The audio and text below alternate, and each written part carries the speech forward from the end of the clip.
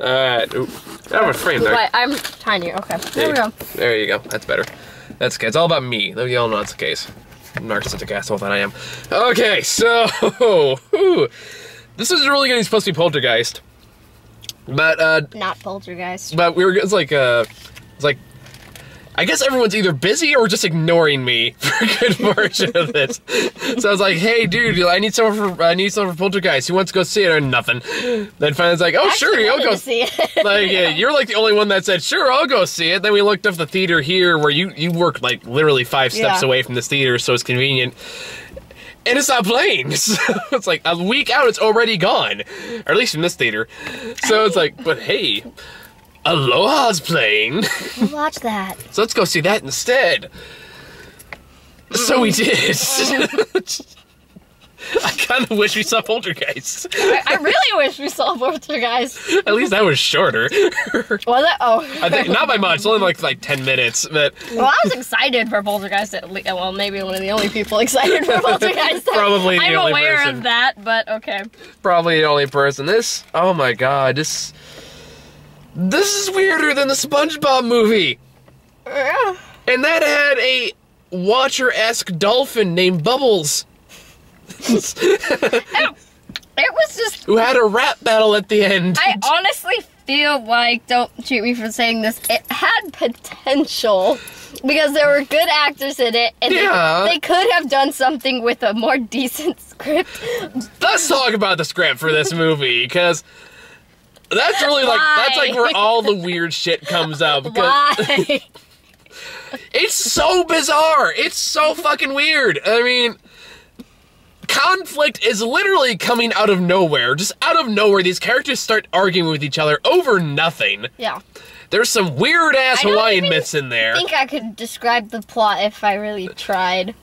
I mean, it wouldn't be that easy. It's not as incomprehensible as Mordecai. I was able to piece some pieces together. I mean, you put a gun to my head, I could not tell you what Mordecai was about. I mean, I can tell you what it was about, but... This is so fucking weird. Why? Like, that's what it comes down to. It's just like... These characters are just saying things and things no one would ever say. It was very, very unrealistic. Like, nothing ever made sense. Like, there's a few conversations where we just, like, looked at each other and we were like, what are they talking about? Like, that was literally, like, some point I leaned over to you and was like, do you follow what they're saying? Because I don't. Like, and you have a really good cast. You have, like, Bradley Cooper, you have Emma Stone. Emma Stone's character was particularly... confusing. Unbelievable.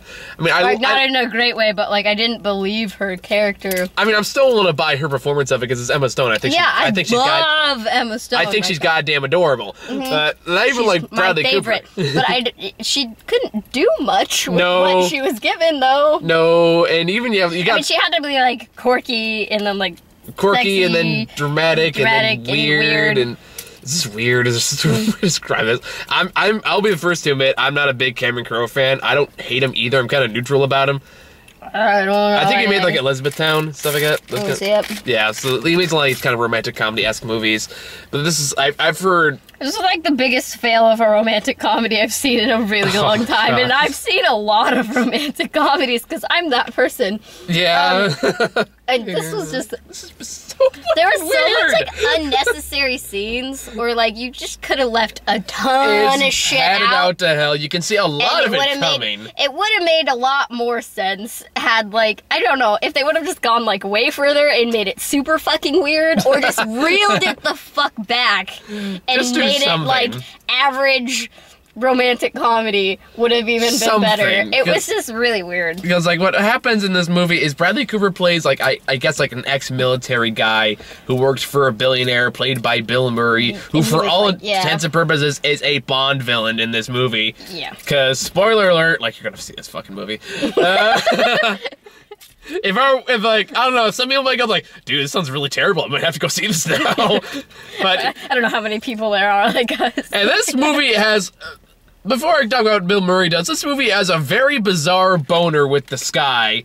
Yeah, and like Hawaiian mysticism and like myths. Because, like, right off the bat, you have this really terribly CGI'd, and the CGI in this movie's god-awful. I mean, it's really fucking bad. Like, the sky has this big, like, narration by Bradley Cooper saying, when I looked at the sky, I knew everything. And you can make a dream game how many times they say the word sky in this movie. And it wouldn't be so noticeable if they didn't emphasize it every single time they said it. Like, think about the earth and the sky.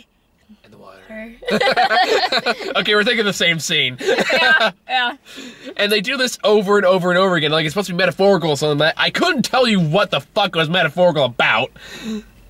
And on top of that, you have this weird-ass little kid who's like Rachel McAdams' son, who has his camera around. Whole nother side plot to that shit. Who has like this camera around for some reason. He's basically Abed from Community, except not as funny or likable. I liked him. Did you watch Community? Likable. No, I've seen like a half episode. I never watch it. finished It's a great show, I've heard it's really good. But he's basically Abed from that show. I have to watch it. I liked the kid. I don't know. I didn't think the acting was. It was just so awful. It's just the script. The script is just the worst screenplay I've seen in a long time. And I've seen some shit. Cut out like half of the shit and it would have been semi-decent. Problem is, it felt like it was cut and paste from a dozen different scripts. I mean, I haven't seen a script this incoherent since Mordecai. I didn't see that, so I can't compare, but yeah. Even then, so much really. was... Even then, like, the script played to the characters they were in. This just feels like it just slapped a bunch of shit from 12 different movies into one and just called it a screenplay. It went from, like, romantic comedy to, like, mythical lights in the sky, clouds, and Hawaiian myth to, like, oh my god, the space, like a space story to, like, I'm singing Portal 2 now. to, like, a family drama to, like, I don't know, it was really go weird. Space. Okay, let's just like describe 20 minutes of this movie to kind of give how batshit weird this thing is. So, for example, we have a scene where Bradley Cooper is being escorted by Emma Watson for reasons I'm not sure it's ever really. She's babysitting him, apparently. Basically, because I guess he's a wild card because he stole some money from Afghanistan or something like that. He was like flip-flopping on people, I think. Yeah, something along those lines. So either way, they signed Emma Watson to watch after him. So they drive up to this place where they wanted to conduct like a blessing on this airport military base. Well, it was like the Hawaiians were giving a blessing for them to build on the land. Oh, that's what it was. Okay, I was confused by all that. Yeah, so they were like moving their historical land. Okay, so they have to... So they go from their car, they're having some bickering back and forth. Meanwhile, the night before, Bradley Cooper overheard Emma Stone on the phone talking to his mother about him. So out of and she calls him like a lost land coyote or something like that. He's so handsome and competent. He's amazing, but he's so... Oh no, he's a wreck of a guy. That's what she said. I think I'm not sure she's talking about him in the screenplay. Yeah. So anyway, he calls like something along the lines of Lost Coyote. So out of fucking nowhere in the middle of this conversation, Bradley Cooper starts howling. Yeah. This happens, and then he starts going, "I'm sad." Yeah. I'm not exaggerating this. That's exactly how he does it. So then they have more witful banter about how he overheard her somehow. I don't even know how. How he's a hypocrite. And all that shit. Then they park into a car. Then they have to climb through like a jungle for very briefly. They start arguing for no apparent reason over I don't know what. That was the point where it lost me. I leaned over to you, was like, "What the hell are they talking about?" And all of a sudden, mystical Hawaiian shit happens with the breeze, or like chipmunks or something. Wind goes, and then the sky lights up in a weird way, and everyone's just like and then all of a sudden they're like smiling at each other, like, "Did you hear that? It's magic!" And then like, all of a sudden they like each other out of nowhere. And I'm just kind of like, "You want to explain that to me?" Because I'm lost. It was like, I don't know, either have gone like way farther and over the top with that, or like just not include it at all. Like the magical, mystical kind of aspect that they were trying to include in the movie, because it just seemed super ridiculous. And then it gets weirder. Because then they go up to the only native Hawaiians in the movie, I can tell. This primarily white cast. Which I will admit, I read some articles about that. I was like, oh, it can't be that big of a deal. And I was kind of watching, like, okay, it is kind of distracting. But except for Emma Watson, who's supposedly a quarter Hawaiian, so that makes it okay. Hawaiian, yeah. I don't know. Like, I kind of felt like they were playing on the, I'm half black, so it's okay. Yeah, or pretty I'm much. like a quarter black, my brother's black, so it's okay. And that's kind of what she was doing the whole movie. Like, everything I do is okay because I'm part Hawaiian. Yeah, so they go to this Hawaiian person. They have to, like, negotiate with the king. They call him the king. The thing, she has the most, like, annoying character possible, but everyone likes her. For some reason. There's not, like, a single person that doesn't like her. Yeah! Yeah, that's true, actually. Yeah, like, even, everyone like, just falls in love with her. Fucking Alec Baldwin likes her, so that tells you something. Although Alec Baldwin is my favorite part of this movie. He's only in, like, 3 scenes. He was, like, the only legitimately funny part of the movie. Yeah. How are you doing, like, sir? That's the scene in the movie. There was, like, a ton of really gimmicky laughs that they did that, like, were, kind of funny, but yeah, he was like the only legitimately, like, funny. There were no good times, he says after almost 2 hours of this movie. That's a metaphor for you. I remember we had some good times. There were no good times. It was an hour and 45 cents and 45 cents. An hour and 45 minutes. Didn't make any sense at all. Oh, yeah, that was bad. Oh, God. So after they negotiate for about another 5 or so minutes, they have this really philosophical discussion about the sky and how, but this sort of just space treaty up there. Apparently you can't put missiles on satellites, so that's majorly illegal. So guess what happens later? That's where Bill Murray comes Surprise! in. Yeah, I know. And that, like, the other twist I caught right away from, like, 5 seconds in. Why have so many, like, weird subplots? Like, and then at the end... No, I'm not done yet. And then, still in the same 20 minutes, they drive away from them. Out of fucking nowhere, this fog comes in. Emma Watson freaks the hell out. Tells Bradley Cooper, stop the car and look down, because apparently these ancient warrior tribe are walking through, and it's like, you're cursed if you look at them or something stupid shit like that. I have no idea if this is actually Hawaiian mythology. If it is, let me know, because I'm curious. But at the same time, I think there's a good chance it probably is, but I feel like they did it so wrong. Like this feels insulting to their culture. They presented it very stupid. And this never comes back into play at all. No, like... Does nothing, never mentioned again. Well, it has no, like... significance in the plot. It was completely pointless. It was another 5-second filler moment. That's only I think it's only like the first quarter of this movie this happens. That was the point where I was leaned over to you and was like, is this weird to you or is it just to me? He was like, no, it's weird. Okay, good. I feel better. Towards the end, I looked like this is like the first really bad movie you've seen with us so far. So I just look over at you and I'm seeing this face. Yes! Oh, get me out. Which is, yeah, it's an accurate face. And then there was like the plot point I knew was going to happen as soon as they said this. It was that Bradley Cooper has an illegitimate daughter with Rachel McAdams' character, who I guess they used to date, but things didn't go out because he missed a vacation. Okay. So now he's with the tough guy, silent type, who's perfectly chatty within the first 15 minutes. I thought it was kind of weird. Yeah, then out of nowhere, he's like, not a talker. It's like, okay, consistency. What's that? So, yeah, as soon as they said the phrase, like, oh, meet my daughter. She's 13. We broke up 12 years ago. I didn't even catch it until it's like, and I said, she's 12 years old. We broke up 13 years ago. And I was like, oh. She's his daughter. Oh my god, I didn't even catch that. I wasn't even paying attention. I didn't catch it until he was like, oh, she looks just like you. And then she was like, thank God. Yeah, there's a few moments like that where it's like, if it wasn't obvious to you before, it's now it's very obvious. And I was just like, I was kind of like, I didn't catch the whole years thing, and then I was just like... I catch the years like, okay, I'm doing math here. So either she started boning airport dude right after they broke up, or... But then, like, the whole time you're trying to, like, figure out... Oh, I'm not trying to figure out. I didn't really care that much, but whether he knew or, like... I mean, he had to know, but then it was just, like... I don't know. It doesn't really do anything either. Realistically, nothing would ever freaking happen the way it happened. Which, I mean, it's a movie, it's a romantic comedy, but it's just like, it all played out so... bad. I mean, you can do romantic comedy as well. Like, Silver Lining Playbook is a goddamn great romantic comedy. That was amazing. I love that movie. I mean, Bradley like, Cooper's amazing as always, but like, meh. I mean, like, the problem with like this movie, especially, is like, it's played out like it's written by someone who don't know how people work.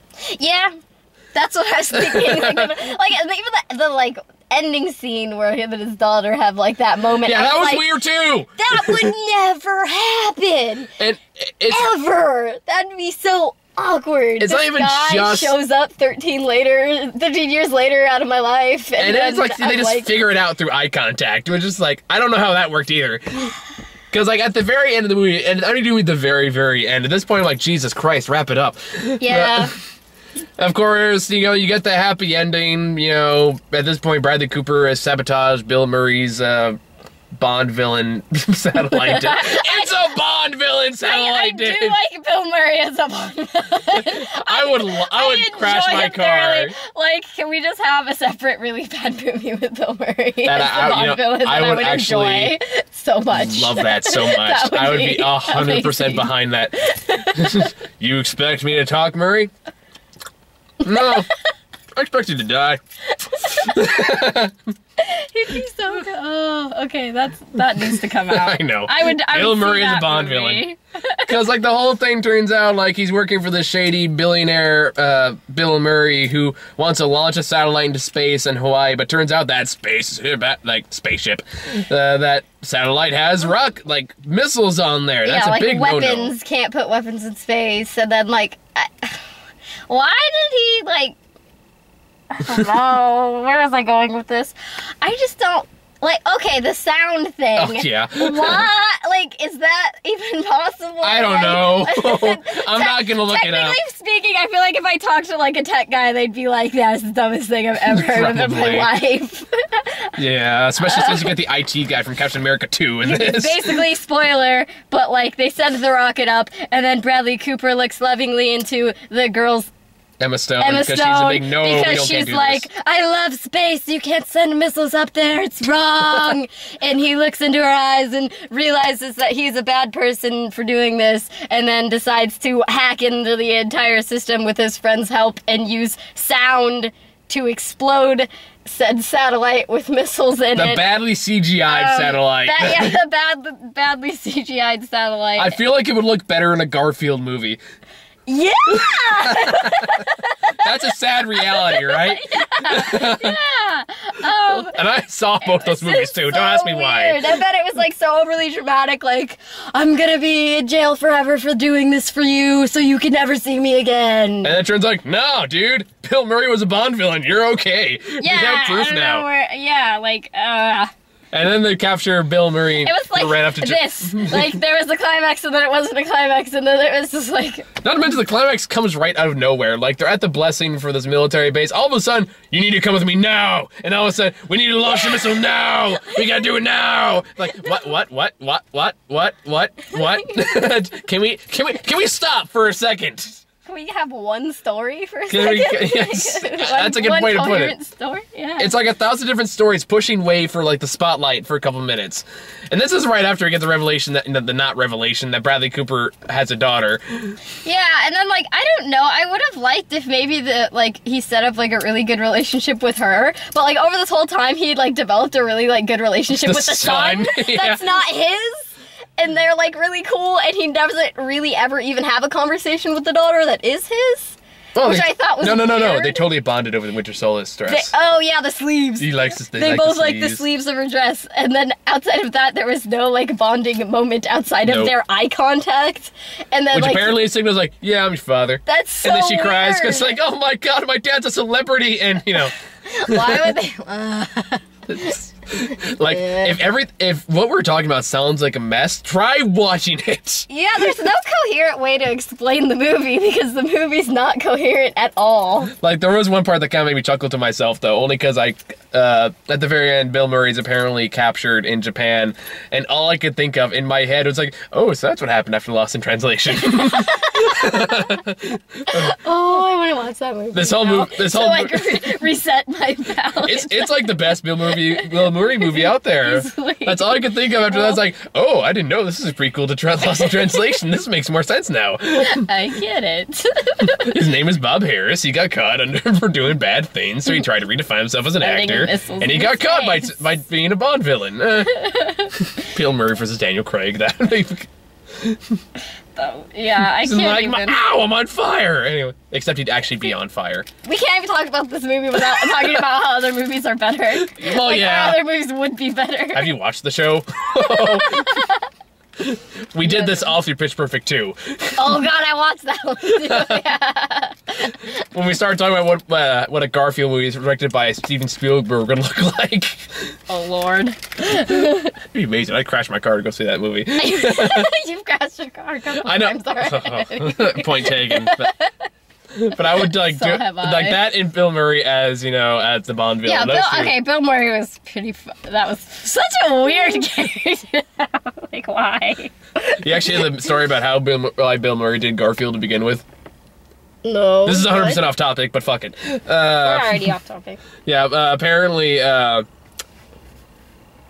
Bill Murray thought the script for Garfield was written by one of the Coen brothers. Oh. But Coen was spelled Cohen, not Coen, as in the actual Coen brothers' name. So he thought he was doing a Coen brothers movie. So he signed on, did the voice, watch it. What the fuck is this? And he goes, oh, dude, it's Coen, Kohon. He's like, fuck. I don't know how they talked about doing the sequel, but that's how I already got the first one made. You might as well. Yeah. You're already in for one. Cohen. I love Bill Murray. Yeah, so do I.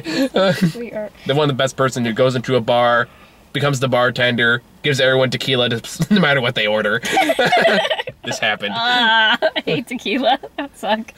I feel like I need some tequila after that movie, though. No, okay, no, Man.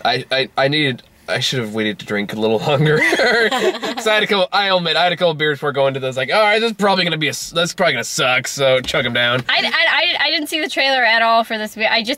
I saw like a 1 second of the trailer of Emma Stone like looking into Bradley Cooper's eyes, and I was like, okay. The trailer's not bad. That's all I saw. Like you watch the trailer, it looks like So I something. had no expectations whatsoever for this, though. I mean, it looked I like didn't even look up the a reviews. good introspective movie, like on par with like The Descendants, which is Oh, The Descendants was so like good. one of my all-time favorite movies. I love The Descendants. Yeah, that's what I was kind of thinking it was gonna kind of be like try to Nope. be like. Not even. So we get Bill Murray's a Bond villain. It was so bad. What kind of wondering, what will Bill Murray's extreme Bond name be? Littlefinger's already taken. I don't know. Ghost Finger. Ghost Finger. Ooh, the Razor's Edge. That'd be ironic. Because. Do you actually get that joke? No, it just sounds funny. Razor's Edge was the movie that Bill Murray did the Ghostbusters so he can finance. What? I didn't know that. And it tanked at the box office. Did it? I It didn't did know that. horrible. It almost made Bill Murray quit acting. I Because want like to see it now. it's actually a really good movie. You watch it, it's actually a really good movie. You think? Oh. Because it was like a remake. It was like based on a book and also a remake of an older 30s movie. But it's like actually legitimately really good movie. I didn't know that. Yeah, I didn't know that all that happened. It was problems like it was back when Bill Murray's at the height of his game in comedy and tried to do drama for the first time and people did not take well to it. Bill Murray. Yeah, well, you watch it though. It's actually pretty solid. It's one of the more unappreciated movies. Yeah, I don't know. This was So now we're talking about Bill Murray's greatest hits. well, it was like the highlight of the movie. There was nothing else good to like Rant about. discuss. I mean, Alec, whatever his name is. Alec Baldwin, yeah. Baldwin was like the one reason to watch That's this movie. it. He was hilarious, but that was it. I mean, he's only in, unless like, you want to just stare at Emma Stone's beautiful face and then Rachel McAdams, who's in every romantic comedy ever because she's fucking beautiful. That's it. Yeah, there's an unfortunate. I mean, they truth to just that. put a ton of really attractive faces and hoped it worked as a romantic comedy. I feel like it describes Hollywood in general. Yeah, it was one of those. We're just but gonna even slap worse. all handsome people together in a line. They're gonna go one ugly person. He'd be the bad guy, so it's no big deal. Or the misunderstood loner who turns out to be the hero at the very end. One of the two. That's so bad. Do we have to talk about the previews? Yeah. We did that last time. Yeah, we'll do that. We'll just move on to that. Okay. So, first one, which one was this? The Ricky and the Flash? Was it Nikki or the Flash? It was one with Meryl Streep. Oh, yeah. Meryl Streep's the rock and roll mom that dipped out of their... I know I got the name wrong, so you can correct me in the comments, but it's like Ricky and the Flash or something like that. But either way, I don't remember. It's Meryl Streep, who, thank God, can sing now, compared to, like, Mamma Mia. That I didn't even pay attention to her in Mamma Mia. I don't remember that. I never saw it. I've seen clips, though, and I was like, oh, man, she's bad. Really? I didn't even pay attention. I don't know. I think because I'm such a bad singer, I'm just like, everyone's good. I mean, I saw Into the Woods. I wasn't crazy about it. Meryl Streep's one of those actresses. She could be in fucking anything at this point, and she'll get nominated regardless. I love Meryl Streep. I have nothing against her. It just, you know, she did not deserve an Academy Award. This movie looks silly, but I'll still watch it. I mean, Into the Woods did not deserve. She did not deserve. I didn't even watch it. An Oscar nom for Into the Woods. I only saw the trailers. She hammed it up all the way. Yeah, it was bad. I don't know. That's potential. Like it's like a mom-daughter. Yeah, movie. like a mom-daughter movie. That's exactly what it is. That's pretty much what it is. So, like, I don't know. It could be good. I mean, Meryl Streep is a great actress. Yeah. I mean, don't get me wrong, but yeah, I don't know. We'll find out on that one. Mom-daughter movie for sure. And we actually got like 2 movies with Meryl Streep in it, didn't we? I don't remember. Which one was the Infinitely Polar Bear? Oh, that was the one with Mark Ruffalo. Oh yeah, Mark Ruffalo. As like an extreme bipolar person. Yeah, he has like depression, bipolar disorder. But his like daughter calls him he has polar bear. Yeah, he has 2 kids. No, he's bipolar. And apparently he has to now take care of his kids because his wife and or ex-wife, I couldn't tell. I think it was ex-wife, like played by Zoe Saldana. And she's like, hey, I have an idea. You take care of the kids. This will be good for you. And that actually looks really good. I don't know. It looks potential. To me, because I'm totally biased. I'm in love with Mark Ruffalo. I don't know. It feels like there was a show that's going to pop up on Amazon Prime for a while. Like, do you know which one I'm talking about? I've seen a couple. There was one about like an older, clearly somewhere in the autism spectrum brother who's staying with like his family for a while, but he's really weird. He wears like lady pants up to his chest and stuff like that. Oh, I didn't see that one. That's weird because I've seen like. It was Amazon Prime. I saw all of the Mark Ruffalo movies on Amazon. Oh no, I'm sorry. It was Hulu. It was on Hulu. Hulu. Okay, I definitely don't have Hulu. Okay, that's why. All right, because I kept seeing fucking ads for it. Because I watch a lot of Hulu Plus, so I get like the same 3 goddamn ads every time. Well, this movie looks good to me because. It's Mark Ruffalo. Yeah, it's fucking Mark Ruffalo. If Mark Ruffalo went out, I'd roll my window down and he was right there and he'd be like, marry me, I'd say yes. Like, it's not, there's no question asked at all. You know, Mark Ruffalo, if you're looking. I'm inherently biased against anything Mark Ruffalo. I mean, I can't think of any performance I've seen him where he's been bad. Even like, in Now You See Me, he wasn't bad in that. And I like that. Yeah. Wait, which one is it? No, Now You See Me. Now You See Me, that was a magician one. I believe so. Yeah. And then he was also on, he's on like 2 other Netflix movies. The one with the lesbian moms, and then he has sex with one of them. Oh, I know what you're talking about. It's a really good movie until that 3rd act. Right. The kids are all right. I was really down for that movie until that 3rd act. I was like... I still loved Mark Ruffalo in that. No, he was great in it. And then suddenly she's bi now. The other one where he's a sex addict, I liked that one. Which one was that one? It's on Netflix. I forget what it's called, but he's like a sex addict, and I forget. Who could turn down the Hulk? Anyway. You're right.